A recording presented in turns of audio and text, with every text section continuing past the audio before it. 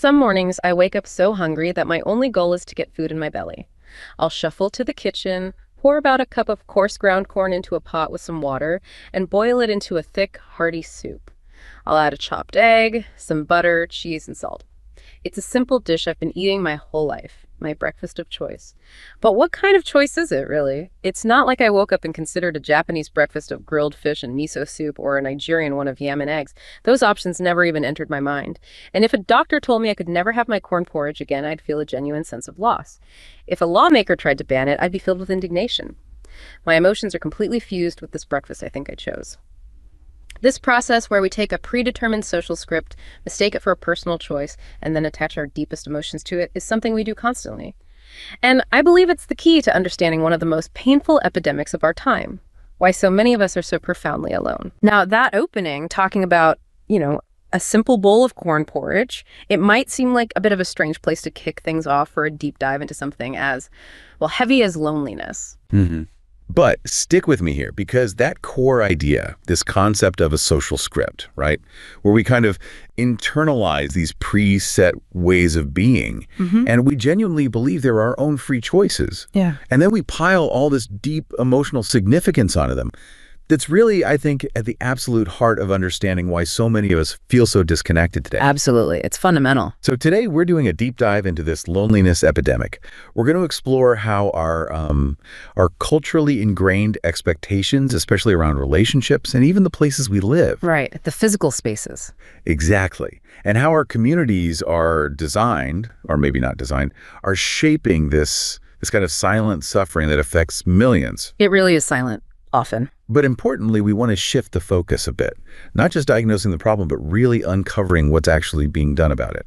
We're looking at innovative public policy, community initiatives, all aimed at, destigmatizing loneliness and fostering different kinds of connections beyond the sort of traditional models we've all been taught. It's so true. That social script idea is really key here. Yeah. As humans, look, we all share these fundamental biological needs.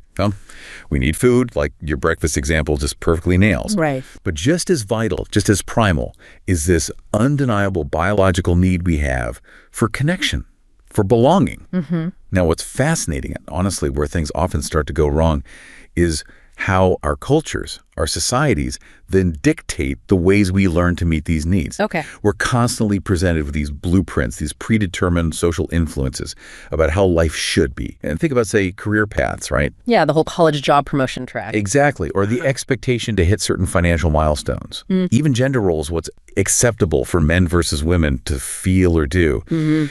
We adopt these scripts, often without even realizing it. And here's the kicker. We act as if these prescribed ways were entirely our own free choices. Right. Like, I chose the porridge. Precisely. And this is where it gets really tricky and often quite painful. We then infuse these learned expectations with our deepest emotions. So when those social scripts aren't met, maybe our career stalls or our relationship doesn't fit the mold, or when we see others not meeting them, we often find ourselves judging ourselves harshly, feeling like failures. We're judging others, too. I think. Oh, absolutely. Sometimes very harshly. Because we've confused a societal construct, a cultural norm, with some kind of personal failing, or even a universal truth about how life must be lived. It's a deep, often subconscious burden we carry around. And applying that framework to loneliness, it really helps you grasp the sheer scale of it, especially in the U.S. This isn't just, a few shy people feeling left out. It's a genuine public health crisis, an epidemic. I mean, get this, it's pretty staggering. Nearly half of all U.S. adults, almost 50%, report experiencing significant loneliness. Half the population. It's hard to even fathom. It is. And let's put that in perspective. Think about other big health issues we talk about all the time. Smoking. That affects about 12.5% of adults. Yeah. Diabetes, around 14.7%. Even obesity, which is rightly seen as a huge challenge, affects about 41.9% of adults. So loneliness is more widespread than all of them. Exactly. By those measures, it's more prevalent, which is just, wow. The scope is truly alarming. And the health impacts are incredibly severe. And often, they fly under the radar. Prolonged social isolation isn't just a bad feeling. It has real, tangible, physiological consequences. Like specifically. Well, research consistently shows it increases your risk of dying early from any cause, what scientists call all-cause mortality, by a staggering 32%. 32%, that's huge. It is. And to make it even more concrete, studies indicate that the health risks tied to chronic loneliness are roughly equivalent to smoking 15 cigarettes a day. 15 cigarettes a day, really? Really. It's not hyperbole. It's a direct comparison based on adverse health outcomes. Yeah. It's so serious that the former U.S. Surgeon General, Vivek Murthy, he actually called loneliness the new smoking. Wow. The new smoking. Yeah. He urged us to treat it with the same level of public health urgency, the same systemic focus that we eventually brought to tackling tobacco use. That really puts it into perspective. And when you look at who's feeling this most acutely, the picture is maybe not what you'd expect.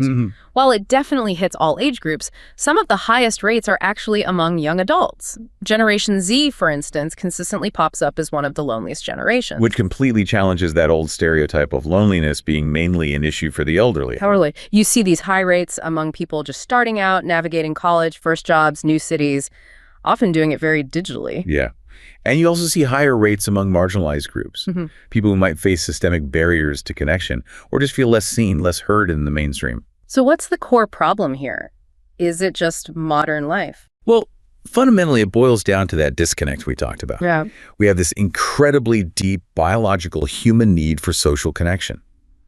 It's as essential as food or shelter. Right. But the culturally ingrained, socially approved ways we've been taught to meet that need, they're just not working anymore for a huge number of people. The old scripts are failing us. Exactly. And this isn't just about personal preference or being an introvert. It creates this profound psychological burden. When the social script doesn't fit your life, when you can't seem to conform to the expected norms for connection, you struggle. You feel like something's wrong with you. Precisely. You feel like a failure, an outsider, maybe even fundamentally broken. And this often shows up as anxiety, depression, this pervasive sense of emptiness, even when you're, technically surrounded by people or constantly online. Collectively, this has massive societal implications. We see breakdowns in trust, less civic engagement, a weakening of the whole social fabric. It's almost like the systems we've built, the norms we've kind of implicitly agreed to, are inadvertently creating this crisis of disconnection. Like the invisible cost of progress is connection. That's a good way to put it. It's like we're paying for material progress with the currency of human connection. And many of us are ending up feeling really impoverished on our relationships. That idea of an invisible cost, or maybe even a blueprint for a beautiful cage, it brings us right to how our actual physical environments, our homes, our neighborhoods, contribute to loneliness. Yeah, the built environment. Right. We often buy into this specific dream, don't we? When we think about where we want to live. A dream that promises community, safety, belonging. The American dream in many ways. Yeah. But sometimes what it delivers is actually profound isolation. There's this story about a guy named Marcus. Marcus stood at his picture window watching the neighbor's sprinklers kick on, that synchronized ballet on the perfect lawn. His subdivision, Willow Creek Estates, it was sold to him on this promise, right? Community. But the reality, pristine sidewalks nobody walked on, a little park where kids never seemed to play, 100 identical front porches where absolutely no one ever sat. He and his wife, they'd bought the dream, the 3,000 square feet, the 2-car garage, the safe cul-de-sac, but he'd honestly never felt more alone. Wow. He realized he knew his neighbors not by their faces, but by the Amazon logos on the boxes piling up on their doorsteps like these silent trophies. He saw glimpses of their lives, sure, but through the curated glow of Instagram feeds, perfect holidays, backyard barbecues, all a stark contrast to the actual silence behind their closed doors. Just the hum of air conditioning. That's a really bleak picture. Tonight, the loneliness felt architectural, like it was literally built into the place. He remembered his first apartment back in the city. It was cramped, noisy, a walk up. Right. But you could smell his neighbors cooking, garlic and spices drifting under the door. You could hear their arguments sometimes, muffled, but it was this strange kind of company, a reminder that other humans were right there. You couldn't escape connection. Exactly, even if it was just through thin walls. Here in Willow Creek, the big lots gave privacy, sure, but they also created distance. The high fences offered security, but they became barriers. The wide streets, designed perfectly for cars, not for people just milling about, it all just conspired to keep everyone perfectly, comfortably apart. They designed a neighborhood, but forgot the community part. That's what he thought. The urban planners, they'd zoned it meticulously for houses and quiet, but they forgot to design for spontaneous human interaction, for actual community. He looked out at that long, empty street like this sterile river separating these little islands of private lives. And it hit him, the American dream wasn't just a home. It felt like a blueprint for a beautiful cage. A blueprint for a beautiful cage. Yeah. That's a really powerful and, yeah, pretty unsettling image.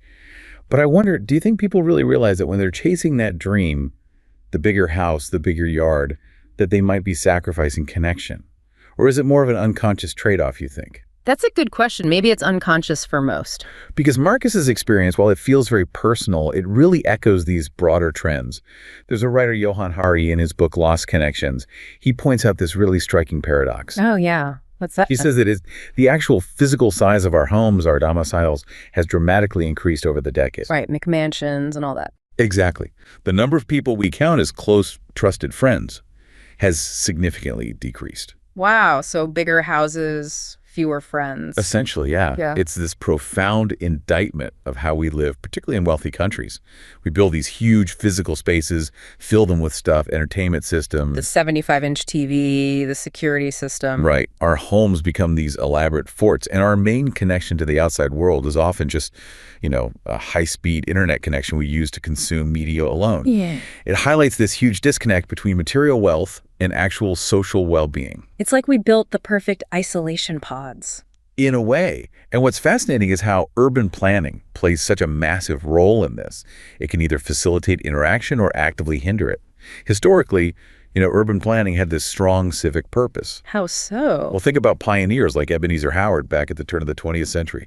He envisioned these garden cities. Oh. The idea was to combine the best of city and country life, create these self-contained communities with shared green spaces, places where social interaction was just built into the design. Right, not an afterthought. Exactly. And later, Jane Jacobs, in the mid-20th century, she championed vibrant mixed-use urban neighborhoods. She talked about eyes on the street. I've heard that phrase. Yeah, the idea that a dense mix of people, shops, public spaces, it fosters this natural surveillance, safety, and importantly, spontaneous encounters, people bumping into each other. Both Howard and Jacobs understood that the physical layout of a place profoundly shapes the social life within it. Their goal wasn't just efficiency, it was thriving human communities. The big question is, how did we lose sight of that? How did we end up designing these beautiful places that can actually foster isolation? It's a huge question. And today, planners face even more layers of complexity trying to foster that social cohesion, right? You've got rapid urbanization, just sheer population growth, density, high-rises that can feel pretty anonymous. Yeah. Then there's the widening gap, social and economic inequality.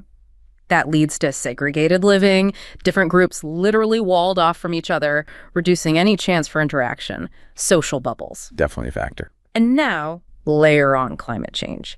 Environmental issues forcing people to move, maybe relying more on private cars if public transit isn't great. It adds all these other pressures that can isolate people further. It feels like a monumental task to design for community amidst all that. It is monumental, Okay. which raises the crucial question. What can be done? How can urban design intentionally enhance social cohesion, build the antidote maybe to that beautiful cage? Are there concrete things planners can do? Oh, definitely. And many cities are starting to prioritize these. Yeah. First off, designing neighborhoods that actively promote interaction. This goes way beyond just having sidewalks. Okay. It means creating genuinely pedestrian-friendly streets, places where walking feels pleasant, safe, where you actually want to be out, maybe greet a neighbor, linger a bit. Not just rushing from car to door. Exactly. It means designing truly inviting public spaces, plazas, squares, community greens that are accessible and feel welcoming to everyone, not just homeowners. Right. And it means encouraging mixed-use developments, having homes, shops, cafes, maybe a library or a small park, all within walking distance. This creates those vital third places. Spaces that aren't home or work. Precisely. Places like the local bakery, the coffee shop, the pub, the community center, where you naturally bump into people again and again. Those casual, repeated encounters are the absolute bedrock of community. These aren't just nice amenities. They're functional design choices that reduce isolation by creating natural points for connection. Makes sense. Second, incorporating green spaces and public art is huge. Parks, community gardens, even just well-placed benches or art installations, they serve as powerful community anchors. Anchors, I like that. Yeah, they're places people gather formally, for events, sure, but more importantly, informally. A picnic, kids playing, neighbors chatting while gardening. Public art can spark conversations, create a shared identity, foster pride. These aren't just decorative, they intentionally build the social fabric. Good design creates invitations for connection. It's really striking how much our built environment shapes our social lives. And that leads right into the very real, tangible economic and health impacts of housing design. It's not just about looks or convenience. Yeah, it's fundamental well-being. Take affordable housing, for instance. It directly improves health outcomes simply by freeing up family resources. Think about it. When low-income families are spending, say, more than half their income just on rent, Which is incredibly common. right, they're forced into impossible choices. Maybe they cut back on nutritious food, relying on cheaper, less healthy options. That leads to malnutrition or obesity. Or they delay going to the doctor, skip prescriptions because they can't afford the copay. This is especially tough in rural areas where services might be far away anyway. Absolutely. But if housing is affordable, that money can go towards healthier food, consistent health care. It's a direct link. Absolutely. And it connects directly to residential stability, too. Affordable housing means people aren't constantly moving, facing eviction threats. That constant stress must be draining. Immensely. Think about the anxiety of frequent moves, the trauma of eviction, the psychological weight of foreclosure. These aren't small things. They're consistently linked to higher stress levels, more depression, feelings of hopelessness. Yeah, I can see that. And the data backs it up. Longer time spent in one residence, it correlates directly with lower depression rates in seniors. For teenagers, stability is linked to fewer behavioral issues, less anxiety, aggression, better school performance. It's about having that secure foundation. And it's not just renters, right? Owning Yeah. a home, if it's affordable, can be good for mental health too. It can, yes. Affordable home ownership can give people a sense of control over their environment, boost self-esteem. There's a psychological benefit to investing in your space, feeling that permanence. But there's a catch. There's a big catch. Unsustainable mortgages. Volatile housing markets. They can completely wipe out those benefits, turn the dream into a nightmare of stress, foreclosure, financial ruin. Affordability is key. Right. And what about the actual quality of the housing itself? Does that impact health? Massively. And it's often overlooked. Well-built, properly maintained, affordable housing directly reduces so many health problems linked to poor housing quality. Like what? Lead poisoning, for one. Devastating for kids' development. Asthma is another huge one, often triggered by mold, dust mites, pests, which thrive in poorly kept housing. And think about green building techniques. When affordable housing incorporates better insulation, ventilation, non-toxic materials, it doesn't just save energy. It improves indoor air quality, reduces exposure to pollutants. That has direct benefits for respiratory health, even cognitive function. And I was thinking stable housing must make it easier to actually manage health conditions too. Oh, absolutely. It provides a vital, efficient platform for healthcare delivery, especially for people with chronic illnesses, HIV, diabetes, heart conditions. How so? If you have a stable address, it's just easier to get home health visits, make it to appointments consistently, store medications properly, stick to treatment plans. If you're housing insecure, managing a complex illness becomes exponentially harder. Missed appointments, lost prescriptions. It can be literally life-threatening. Housing stability is healthcare in many ways. That connects to this idea of neighborhoods of opportunity too, doesn't it? Living in a healthier environment overall. Exactly. Access to neighborhoods with good schools, safe streets, parks, healthy food options, it reduces chronic stress. High poverty areas often lack these things, and that constant disadvantage, the stress of navigating unsafe or resource-poor environments, takes a toll on physical and mental health. Is there evidence for that? Yes, strong evidence. Programs like Moving to Opportunity, these were large studies where families in high poverty housing were randomly given vouchers to move to lower poverty areas. The long-term results: significant reductions in obesity, major improvements in mental health, especially lower rates of depression and anxiety for those who moved. It shows the environment itself matters profoundly. And that environment includes the social connections, right? Back to community. Absolutely. Social cohesion in a neighborhood is strongly linked to mental well-being. It's a buffer against stress, feeling like you belong, knowing your neighbors, even just casual, friendly interactions. It creates a psychological safety net. Right. Quality neighborhoods foster this naturally through good design. Those public spaces we talked about, places where people connect easily. It avoids that feeling of anonymity. Exactly. And another factor is crowding. Affordable housing helps alleviate overcrowding. When families are forced into cramped living spaces. Multiple families in one apartment. Right. It leads to psychological distress, feelings of helplessness, lack of privacy, even higher blood pressure. Plus, it increases the risk of infectious diseases spreading. Affordable housing provides the basic dignity of adequate space. And critically, sometimes it provides safety, actual physical safety. The crucial point. Lack of affordable housing can trap people, especially women, in dangerous situations like domestic violence. Because they have nowhere else to go. Precisely. Access to stable, affordable housing can be a literal lifeline for survivors, allowing them to escape abusive homes and rebuild their lives safely. It's fundamental for mental health and physical safety. Without that option, people are often forced to stay or return to incredibly unsafe environments. Housing is safety. It's also interconnected. Housing, health, community, safety, and loneliness. The design of our lives, physical and social, seems to determine so much. It really does. The blueprint isn't just for the house. It's for the social life that happens or doesn't happen within and around it. Good design invites connection. Poor design can inadvertently build walls. And that brings us right back to that core idea of the social script, but now focused on something even more intimate, our relationships. We've seen how the food we eat, the homes we live in, they feel like personal choices, but are often shaped by these invisible scripts.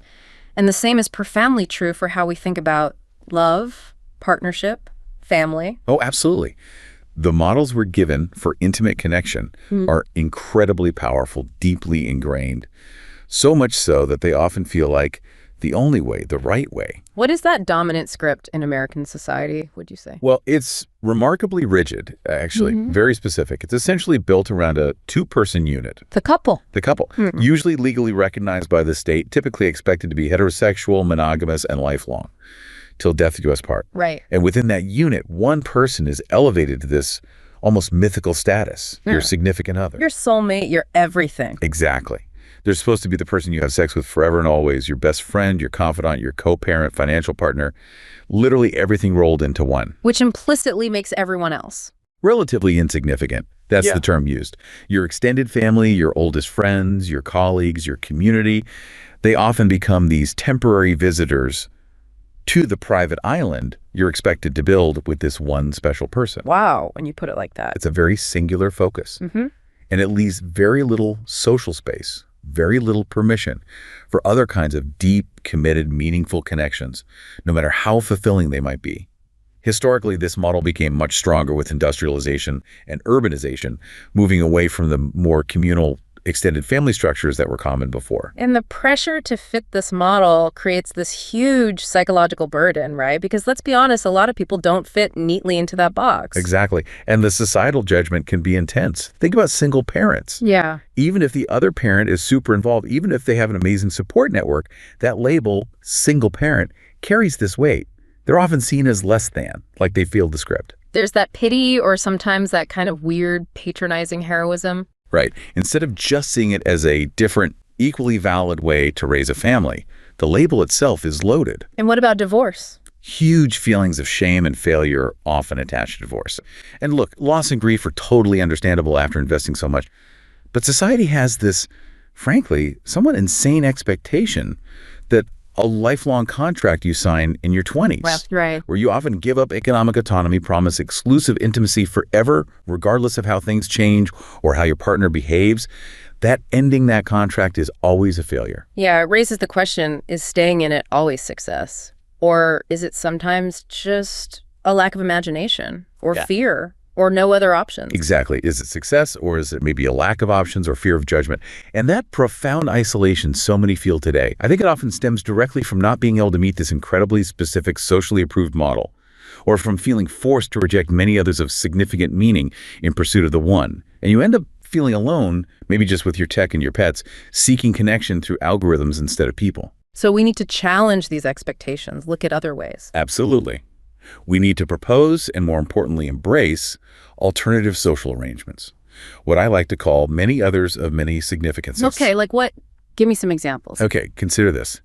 Two heterosexual men, mid-50s, maybe old college friends, they decide to buy a house together, share costs, chores, companionship, build a life together. They make sure there's space and understanding for privacy if, one or both wants intimacy with someone else later. Is their bond less significant because it's not romantic? Society might say yes, but logically, no. Right. Or picture several single mothers. They're facing huge economic pressure, the intensity of parenting alone. They decide, let's pool our resources. Share rent or a mortgage on a bigger place, share childcare, offer each other real emotional and practical support. They create their own village. A modern village. Makes perfect sense. Or here's one that often gets judged. An adult child, maybe with a fancy degree, moves back in with their parents.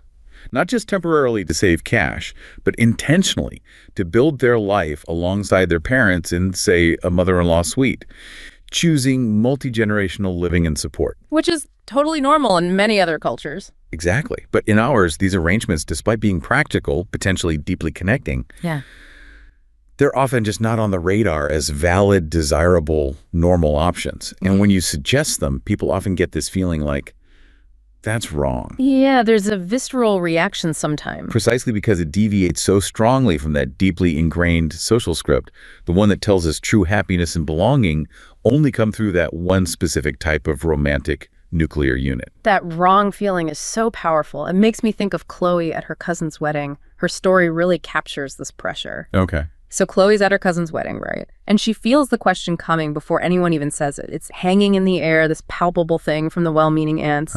You're next. Totally. You're next. Clinking their champagne glasses.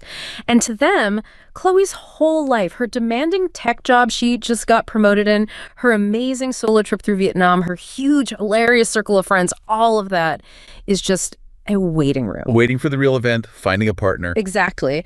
And this pressure, it wasn't just a thought, it felt physical, like this tightness in her chest. She escapes out to the terrace, feeling kind of despairing. Like, is she broken? Is this ache of loneliness is not quite fitting in, just proof she failed the script? That's She pulls out her phone, just to scroll mindlessly, But she stops at her photo gallery. There's a picture of her friend Maya, who sat with her in the ER for 6 hours after some dumb kitchen accident, just being present. Another one of her friend Ben, helping her wrestle with some ridiculous IKEA bookcase, pizza, bad jokes, laughter echoing. A screenshot of her group chat, this chaotic, hilarious lifeline that gets her through tough work days with memes and real empathy. And this slow, profound realization just blooms inside her, like warm and steady. She wasn't waiting for her life to begin. This was her life. These deep, committed platonic bonds, her chosen family, this is her foundation. Stronger than any romance she'd had. Wow. Society gave her this checklist with one main box, defining belonging in one way. But her world was this. She'd call it a sprawling, beautiful web of different kinds of relationships. That's beautiful. So she walked back inside, feeling lighter, and when another aunt cornered her, smiling sweetly, Chloe didn't deflect. She just said calmly, I'm not sure about next, but I can tell you right now, my life is incredibly full of love. That's such a powerful moment of claiming her own reality. It really captures the essence of challenging the script, but it also highlights how incredibly hard it is for individuals to just solve loneliness on their own, especially against these huge social constructs. It's not just a personal epiphany. No. It requires finding others who also believe these alternative ways are possible. People whose feelings aren't totally bound by those rigid singular models. It means actively seeking out and nurturing different kinds of connection, really validating their significance. And finding those people. That's the exceptionally hard part, finding those like-minded individuals who see beyond the script and are willing to co-create new ways of belonging. It takes real courage to step outside the norm, challenge the narrative, maybe face judgment or confusion from others.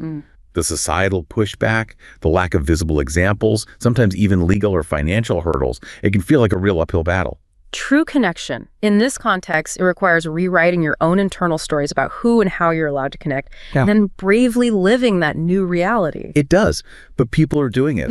They are finding their sprawling, beautiful web. It makes me think, maybe controversially, of something like the trad wife movement online. Okay. Now, their specific lifestyle choices are definitely seen as countercultural, even less than, by a lot of people. Yeah. But those individuals found each other online. They formed communities, built shared beliefs around a very specific vision for how they want to live, even if it's not mainstream. They created their own cohesion, their own belonging by seeking out others who shared that non-traditional path. That's an interesting parallel. It suggests the same can happen for people seeking other alternative models of connection, models that prioritize diverse relationships beyond just the romantic couple. It takes that willingness to, like you said, be the connection you seek. Put yourself out there online, local groups, just striking up conversations to find others who want the same kinds of meaningful, diverse connections. It might start small, but it can grow. Finding your tribe, essentially, whatever that tribe looks like. Exactly. And this isn't just about individuals or small groups figuring it out. We're actually seeing concrete public policy efforts and community initiatives starting to tackle loneliness systemically. Yes. Thankfully, there's a growing recognition that this needs larger scale solutions. Organizations are stepping up, showing us a path forward, proving that intentional design for connection is possible and, frankly, essential. That's right. All across the U.S. and globally, too. You see charities and organizations working tirelessly on this. Their common goal, lifting people out of isolation into real connection. We can kind of group their approaches into maybe three main strategies. Okay, what are they? First, there's a huge focus on intergenerational connection, bringing different age groups together, recognizing everyone benefits. Makes sense. Take For All Ages, founded just in 2019. They explicitly create these links.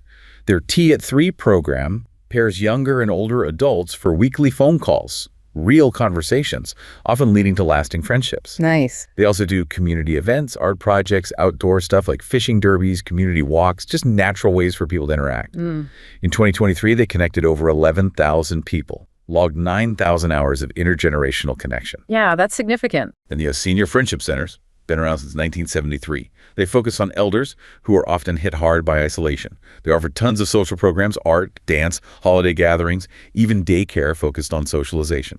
Their volunteers make thousands of calls and visits to homebound seniors. They run support groups for grieving spouses. In 2020, they invested $12 million serving 10,000 seniors. It's a huge operation. Amazing longevity, too. And then there's U3A, University of the Third Age. Started in the UK in '82, now a global model. It encourages people no longer working full-time, usually retirees, to keep learning and share skills.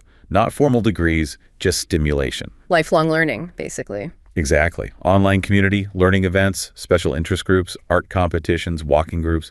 It's massive in the UK. Helps 430,000 seniors across 1,000 local branches stay engaged and connected. And you mentioned housing initiatives, too. Yes, some really innovative ones. Bridge Meadows in Portland, Oregon. It's intergenerational housing, but specifically includes foster youth. Kids get stable homes and surrogate grandparents. Seniors find purpose and connection. That sounds incredible. Or Friendsview Retirement Community in Oregon. They partner with local universities, community groups, linking seniors with younger people for learning, mentorship. It creates this vibrant, multi-age campus feel. So that's intergenerational. What's the second strategy? Targeted support for specific groups who might be particularly vulnerable. Okay. The JED Foundation, founded in 2000, focuses on teens and young adults.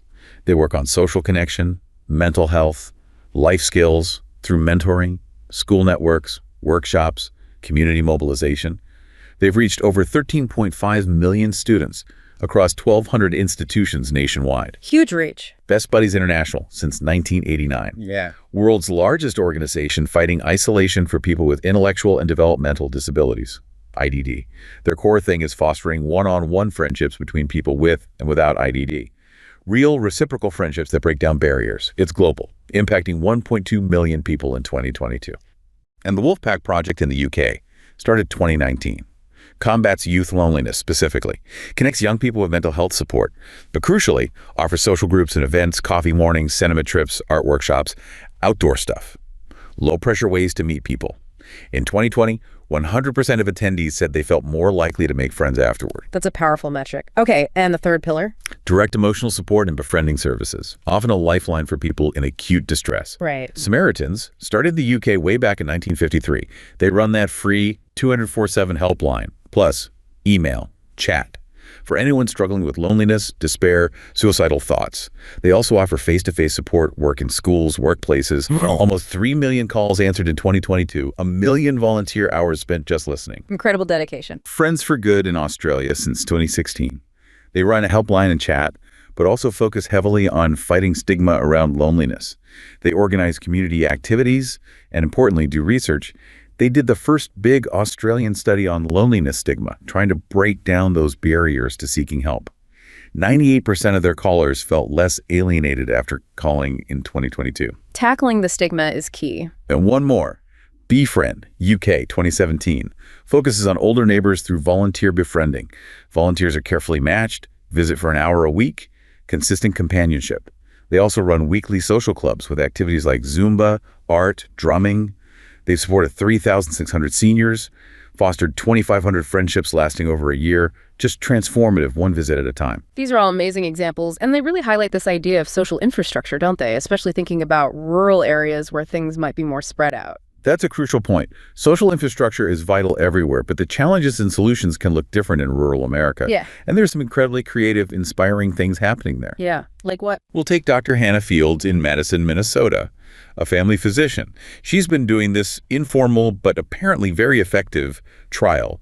She literally writes prescriptions for coffee. Prescriptions for coffee. Yeah. Pulls out a scrap paper, writes it down, texts the owner of the local coffee shop, Chris Shelstad, tells her to put it on her tab. Dr. Fields knows the real medicine isn't the caffeine, it's the human connection her patients get at Shelstad's place, the Madison Mercantile. That's brilliant, like social prescribing. Exactly. It's inspired by social prescribing, more common in Europe, where doctors connect patients with non-medical community support, walking groups, art classes, volunteering to tackle those root causes of ill health, like loneliness. It builds community resilience. And the Madison Mercantile itself sounds interesting. Oh, it's an amazing story.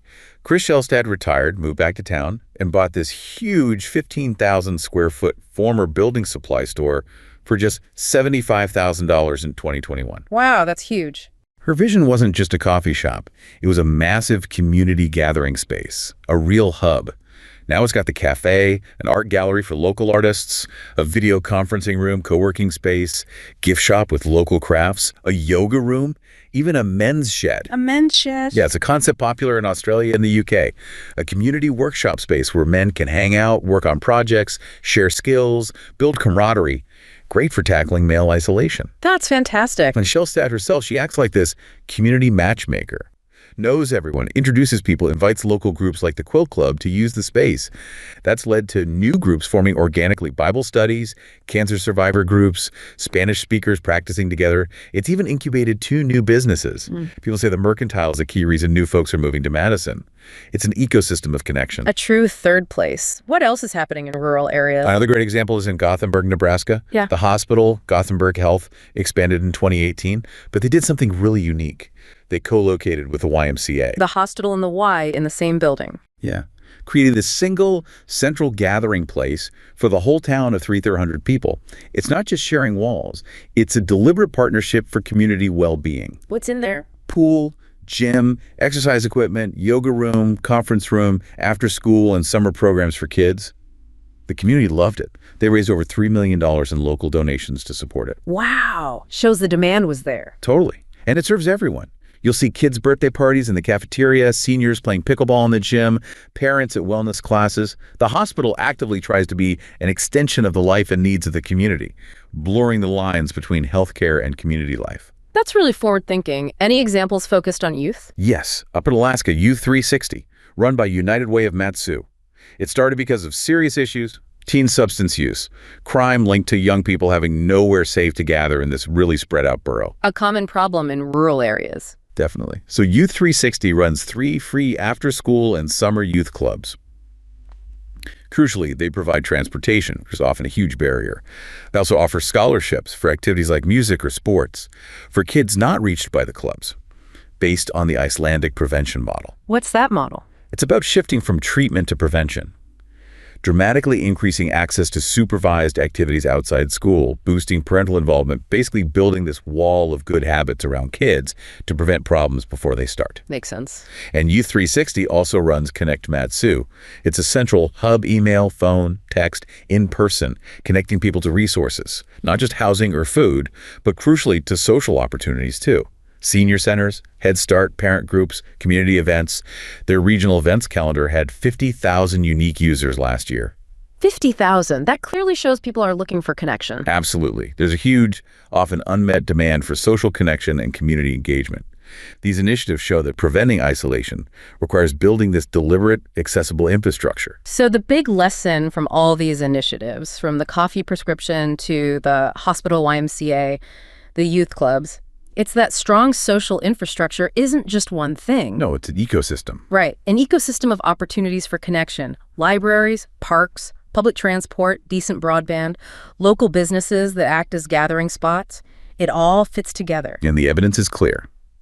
When people can easily participate in these things, when they have low-friction ways to bump into others, share spaces, feel part of a local hub, they report better physical health, better mental health, just a stronger sense of belonging overall. It seems so obvious when you lay it out like that. Exactly. So while these new programs are fantastic and really exciting, the key lesson is also about supporting the existing local infrastructure we already have. Don't forget the basics. Right. Supporting your local library, using it, attending events, making sure it's funded. Right. Libraries are quintessential third places, free and open to everyone. Small steps like that are noble, impactful. Great place to start. And what's really empowering is seeing how solutions are often intertwined. Improve sidewalks. You boost physical activity and social interaction because people are out walking, greeting neighbors, feeling more connected to their surroundings. It all feeds into itself. It's all about fostering an environment where connection becomes natural, effortless, part of daily life, not something you have to fight for. The fight against loneliness isn't just about programs. It's about reshaping our environments, our expectations, and maybe even our definition of what a rich, connected life really looks like. So as we wrap up this deep dive, it really comes back to that idea of choice, doesn't it? How tied it is to our emotions, especially around fundamental needs like connection. Like, my corn porridge breakfast felt like my choice, but really a deeply ingrained script. The relationships we seek, the homes we want, the communities we live in, they often feel like purely individual choices, but they're so often shaped by these social scripts. And we attack our deepest feelings, our sense of worth, our identity to meeting those scripts. And by recognizing that power, the often unseen power of these scripts in our food, our homes, our relationships, we can start to see beyond them. See beyond the cultural expectations that might actually be contributing to this epidemic of loneliness. Right. It's not about blaming ourselves. Not at all. It's about understanding the forces at play. And that understanding empowers us. It lets us move from just coping with loneliness as if it's some personal failing to actively challenging and maybe even transforming these limiting blueprints. So we can build something different. Exactly. Build and foster connections that feel more authentic, maybe more diverse, more truly fulfilling for us. It means working towards a world where belonging isn't restricted by these outdated ideals, but is more like Chloe's vision. That sprawling, beautiful web. That sprawling, beautiful web of human relationships, woven with intention, with care, and with a much broader understanding of what connection can be.